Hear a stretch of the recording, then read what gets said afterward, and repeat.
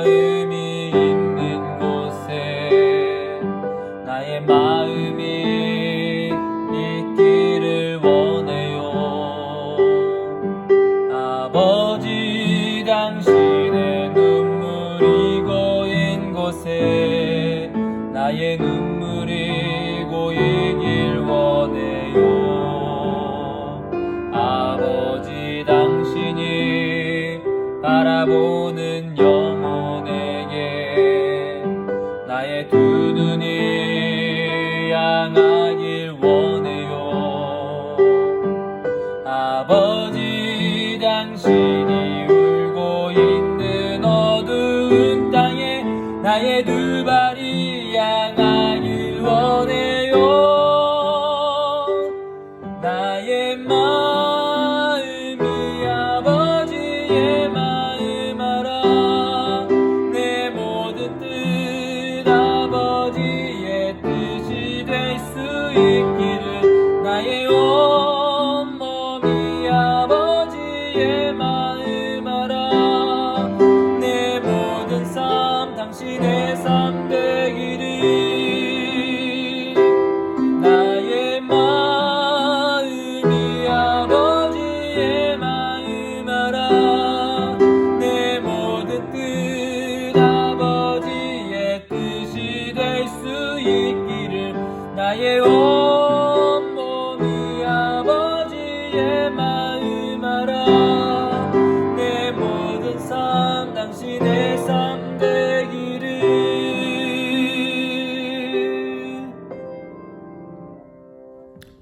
우리 함께 나눌 하나님의 말씀은 창세기 7장 11절에서 16절입니다. 창세기 7장 11절에서 16절입니다.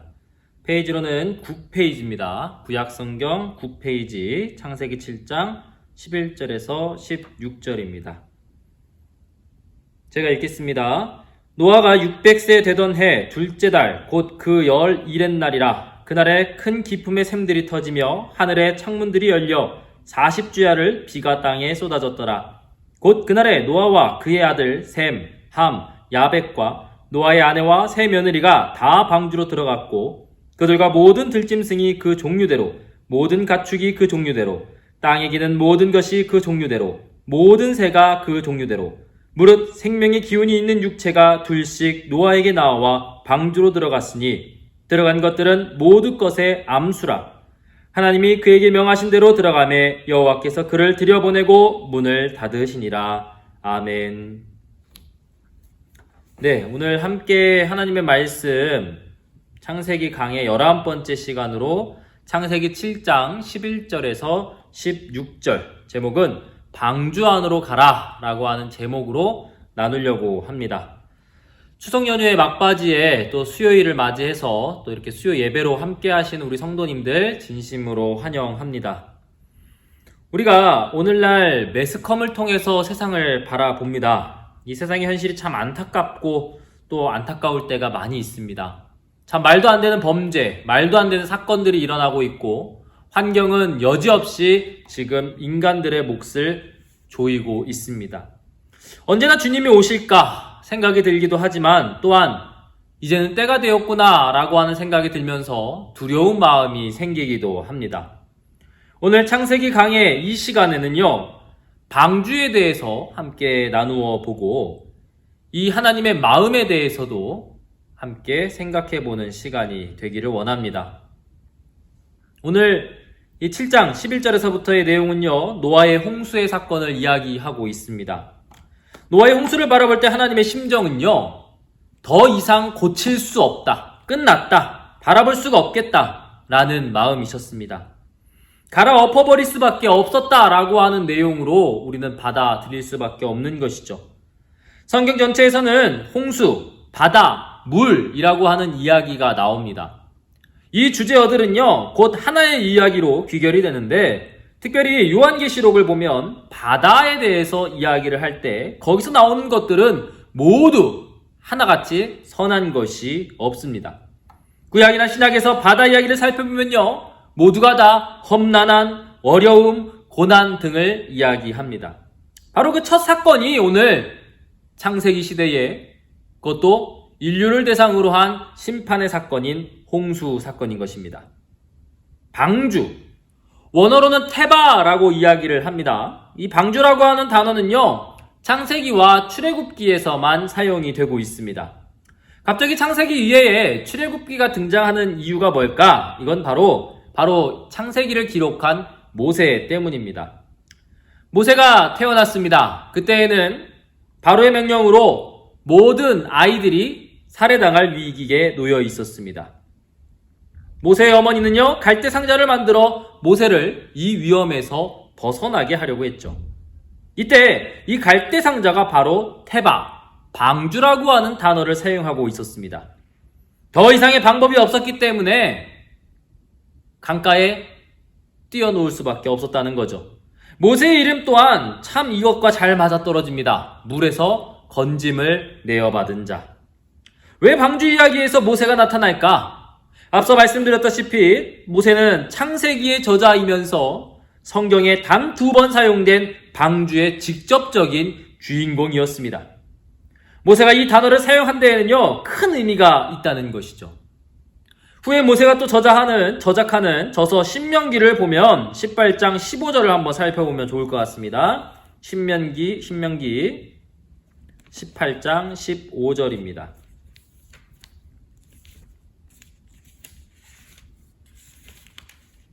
페이지 291페이지 15절 읽어보겠습니다. 내 하나님 여호와께서 너희 가운데 내 형제 중에서 너를 위하여 나와 같은 선지자 하나를 일으키시리니 너희는 그의 말을 들을지니라. 여기서는요, 선지자가 너희 가운데 너 형제 중에서 등장한다라고 이야기를 합니다. 또 나와 같은 모세와 같은 선지자를 일으킨다라고 말씀하시죠. 이때에는 이 말이 무엇인지 잘 몰랐습니다. 그냥 모세의 후계자가 생길 것으로 생각을 했고 모세의 후계자가 나타날 거라고 바라봤습니다만 이거를 신약에 와서 요한복음의 저자인 요한이 이렇게 받아들입니다. 요한복음 6장 14절의 내용을 한번 읽어보겠습니다. 페이지 요한복음 6장 14절입니다. 신약성경 152페이지입니다. 6장 14절. 그 사람들이 예수께서 행하신 이 표적을 보고 말하되 이는 참으로 세상에 오실 그 선지자라 하더라.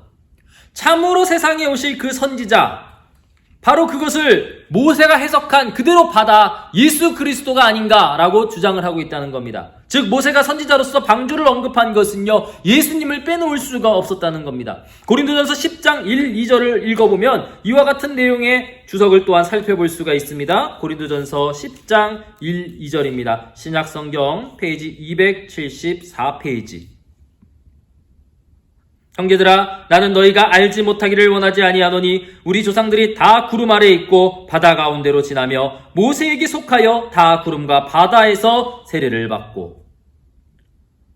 1절은 홍해에서 건넌 사건에 대해서 이야기합니다. 이것을 바울은 세례 또 침례받은 사건이라고 해석을 합니다. 근데 2절에 모세를 갑자기 등장시킵니다. 여기에서 표현되는 단어가 모세에게 속하여 라고 하는 단어를 씁니다. 이거를 다른 원어적인 표현으로 이야기하면 모세 안에서라는 표현을 쓸 수 있는 거죠. 그래서 바울은 알고 있었다는 겁니다. 고린도 교회에다가 이 사실을 이야기해주고 있다는 것입니다. 선지자 모세가 선지자로서 그리스도의 예표이자 표상이었다는 사실을요. 모세가 하나님으로 말미암아 드러낸 방주의 의미는 바로 그리스도로 말미암아 완전하게 드러나 우리에게 전해졌습니다. 요한복음 14장 6절의 말씀을 너무나 잘 아실 겁니다. 예수께서 이르시되 내가 곧 길이요 진리요 생명이니 나로 말미암지 않고는 아버지께로 올 자가 없느니라.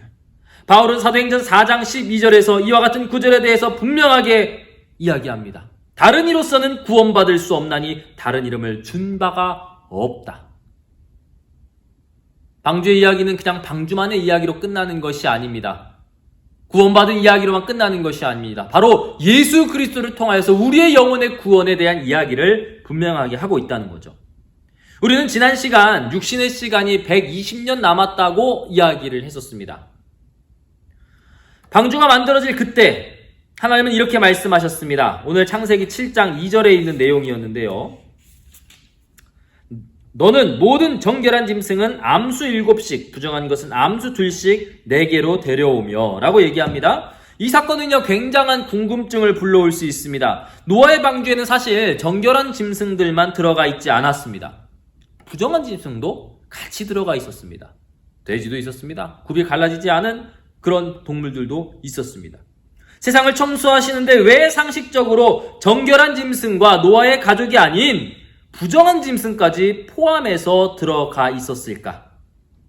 인간적으로는 불쌍해서라고 가능한 생각을 할 수 있지만 하나님의 마음은 완전히 다릅니다. 6장 18절에서 뭐라 그러셨냐? 그러나 너와는 내가 내 언약을 세우리니 너는 네 아들들과 네 아내와 네 며느리와 함께 그 방주로 들어가고. 내 언약이라고 얘기하십니다. 원어로는 메리트. 원래 언약이라고 하는 건요, 약속이라고 하는 것은 쌍방간의 개념이 들어가 있습니다. 하지만 내 언약은 다릅니다. 이 내 언약의 전제는 이 상대방이 약속을 지킬 수준이 안 될 때 사용합니다. 약속을 지킬 능력이 안 될 때 사용합니다. 일방적인 언약을 얘기한다는 거죠. 그 언약의 내용으로 모든 짐승들을 지금 들여보내고 있다는 겁니다. 하나님의 뜻이라는 겁니다. 하나님의 계획이라는 것입니다.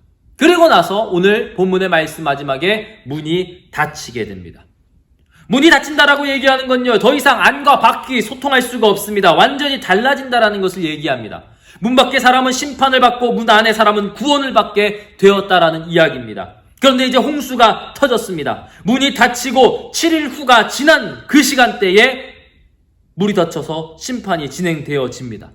앞서 인간의 남은 날의 수가 120년이라고 이야기했습니다. 노아에게 홍수 전 120년 동안 무조건 방주만 짓도록 말씀하셨습니다. 아침이 일어났을 때부터 어두워질 때까지 노아의 가족이 할 수 있었던 일은 방주를 만드는 일이었습니다. 근데 이 사건을 해석하는 베드로는요, 이렇게 말합니다. 의를 전파하는 노아와 그 가족을 지키시고, 온 세상이 그저 세상의 흐름에 흘러갈 때 노아는 그 손가락질을 받으면서 120년 동안 방주를 만들었습니다. 이게 의를 전파하는 행위였다라고 해석하고 있다는 거죠. 어떻게 해요? 그렇게 방주의 문이 닫히고 8장 20절을 통해서 이것을 알 수가 있습니다. 8장 20절에 이렇게 나와 있습니다. 페이지 10페이지입니다. 노아가 여호와께 제단을 쌓고 모든 정결한 짐승과 모든 정결한 새 중에서 제물을 취하여 번제로 제단에 드렸더니, 노아가 여호와 앞에 제단을 쌓았습니다. 모든 심판이 끝나고 나서 하나님 앞에 드려질 때 무엇이 드려졌습니까? 정결한 짐승이 드려졌습니다. 이 짐승들은 노아의 가족과 바로 부정한 짐승들을 향한 제물이었습니다. 노아의 가족들과 함께 구원받은 방주의 부정한 짐승들이 누구를 상징할까요? 아까 방주가 무엇을 예표한다고 했습니까?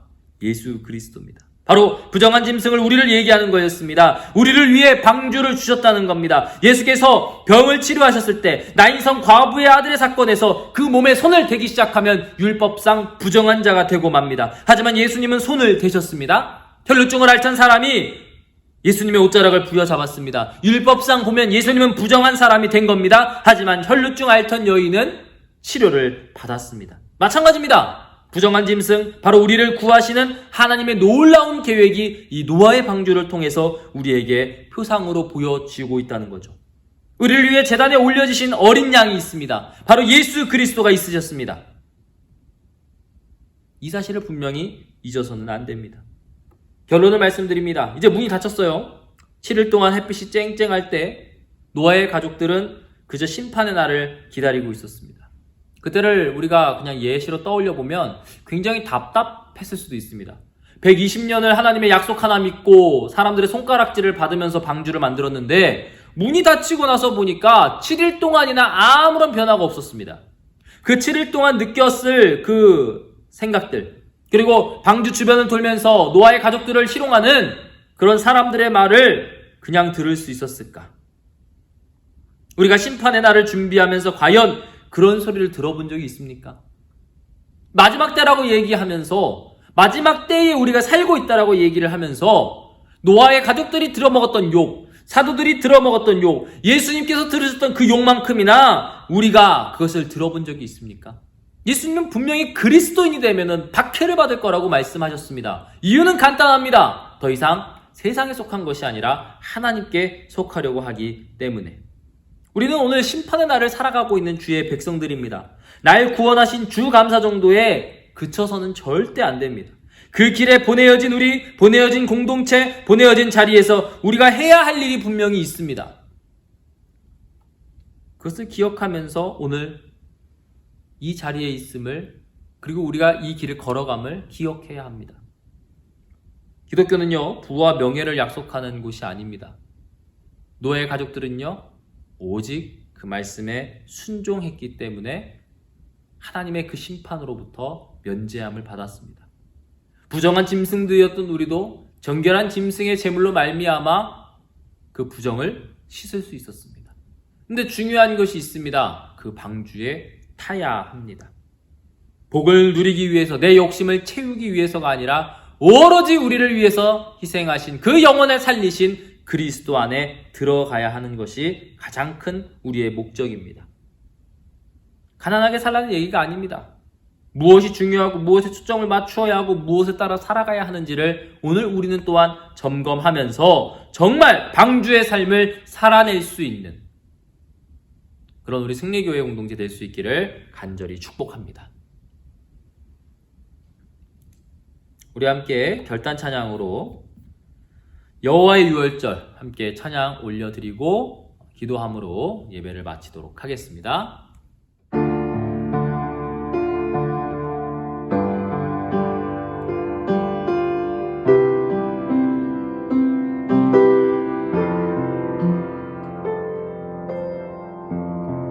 지극히 높은 주님의 낮이 성소로 들어갑니다. 세상의 신을 벗고서 주 보좌 앞에 엎드리리. 내 주를 향한 사랑과 그 신뢰가 사그러져 갈 때 하늘로부터 이곳에 장막이 덮이네. 이곳을 덮으소서. 이곳을 비추소서. 내 안에 무너졌던 모든 소망 다 회복하리니. 이곳을 지나소서. 이것을 만지소서. 내 안에 죽어가는 모든 예배 다 살아나리라.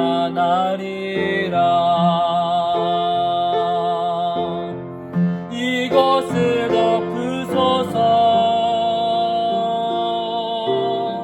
이것을 비추소서. 내 안에 무너졌던 모든 소망 다 회복하리니.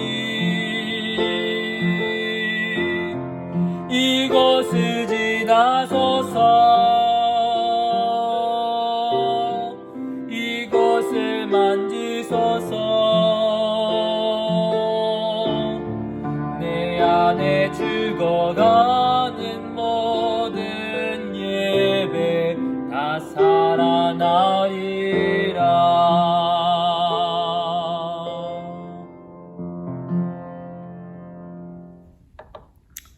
사랑해 주님 감사합니다. 우리가 오늘 창세기 11번째 시간으로 정말 방주 안으로 들어가야 할, 방주로 우리를 부르신 하나님의 모세를 통한 표상과 결단을 들었습니다. 이제는 더 이상 멈출 수 없습니다. 지체할 수 없습니다. 주님의 길 가운데 우리가 서게 하시고 주님의 은혜로 나아감을 감사하게 하시며 오직 주님의 말씀에 따라 순종으로 나아갈 수 있도록 인도하여 주시옵소서. 그러므로 오히려 기쁨이 넘치는 삶, 오히려 주님 안에서 평안을 누릴 수 있는 삶, 오히려 주님과 동행함으로 능력 있는 삶, 쓰임받는 삶을 살아낼 수 있도록 주님 힘의 힘을 더하여 주시옵소서. 주님 앞에 시간을 들여 이 자리 가운데 함께한 모든 연들에게 주님께서 주님의 은혜를 더하사 다음 주일까지 달려가는 데 있어 동행하시고 붙들어 주시옵소서.